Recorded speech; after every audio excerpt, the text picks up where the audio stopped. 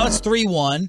And there was an article from Kevin Pelton why the NBA is still waiting for the first 3-0 comeback. RJ is going to take you through it. And I love the mentality from Nick Nurse, who was down 3-0 against the Sixers.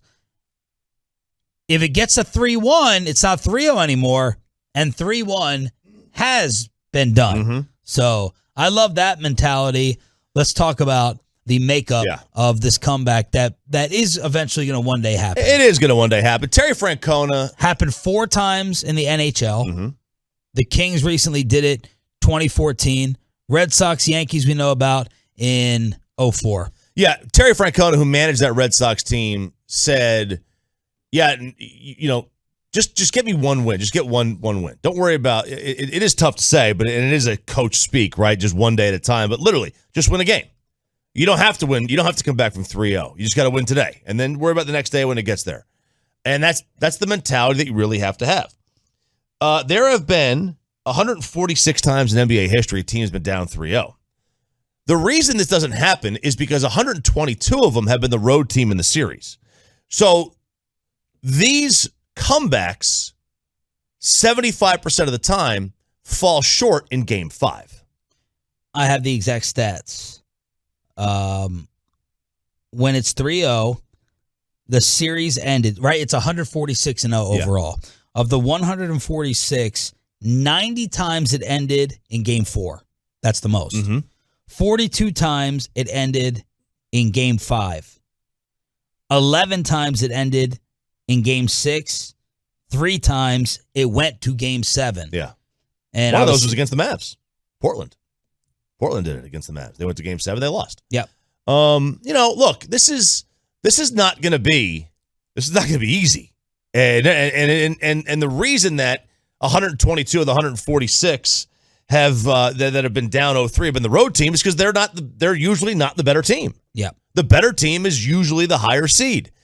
The other reason why it's so difficult is because when you're down 3-0 as the low seed, you've got to win 2 games on the road. The only time teams have done this and made comebacks like this for even 3-1 down, they never had to win 2 games on the road except for Cleveland with LeBron James. But what's the one thing that they had? Injuries. Draymond was suspended for a game. Andrew Bogut went down.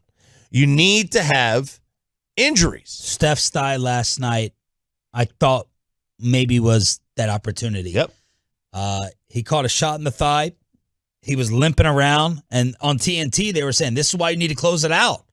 This is why you need to close it out because things like this can happen. Obviously, Steph was fine, but he was laboring for a bit. Right, and here's where it gets a little bit easier. There have been 5 times this has happened, a 3-1 deficit since 2015. 5 times since 2015. This is something that didn't really happen all that often prior to then. Of course, Chris Paul was a large part of them, but injuries also have been more common. You mentioned Steph's, the injury to his leg.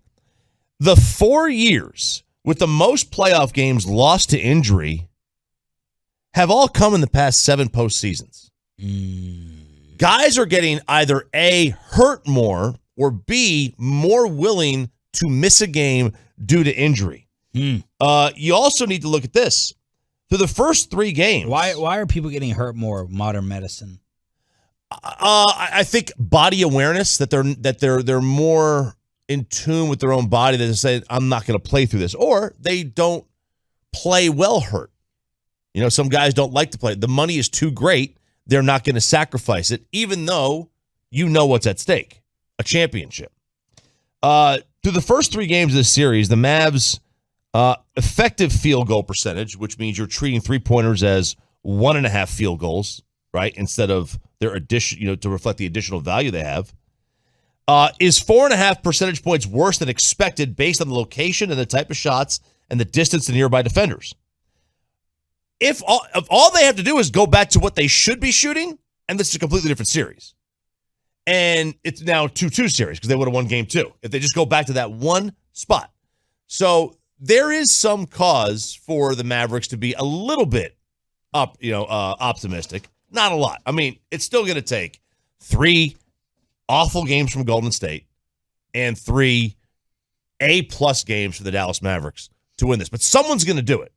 And the team that does it is going to be the team that lives and dies by the 3 against a team that lives and dies by the 3, and one's hot and one's not. And we might have a formula here. And do we consider Golden State living and dying by the 3? Well, not necessarily, because they take less than 33s a game in this series, right? But remember I said the Mavs are 4.5 percentage points worse than expected? The Warriors are 4.5 percentage points better than expected. So they're shooting better than they should, and we're shooting worse than we should. And if you were to move that to even it up, now you've got basically an even series. And you also would have to look at things that were like fluky early on in the series. The flukiest thing was the 19-point lead that was lost. Like otherwise, there's not a lot of signs here to say, even though you can make the argument this should be 2-2, there's not a lot of signs here to say that the Warriors are not a better team.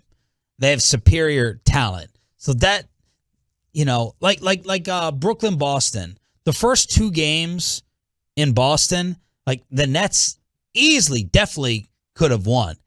And I felt like in the first 2 games, there was, I don't know, I felt better about Brooklyn being even with Boston than the Mavs against the Warriors, even though they were up 19 in game 2. But that's the anatomy of 3-0 and why some people think it will eventually happen. Is that it for that? Yeah, and listen, even if they do even up their shooting percentages where the Mavericks go back to their norm and the Warriors go to their norm, it's probably still, projection-wise, not enough to actually come back and win this series. But it is enough to force a game 6. And if you get the game, like the entire goal, obviously, is just force game 6. And that is the goal that Golden State wants to avoid. They know if they come back every game 6, that it's going to go to game 7.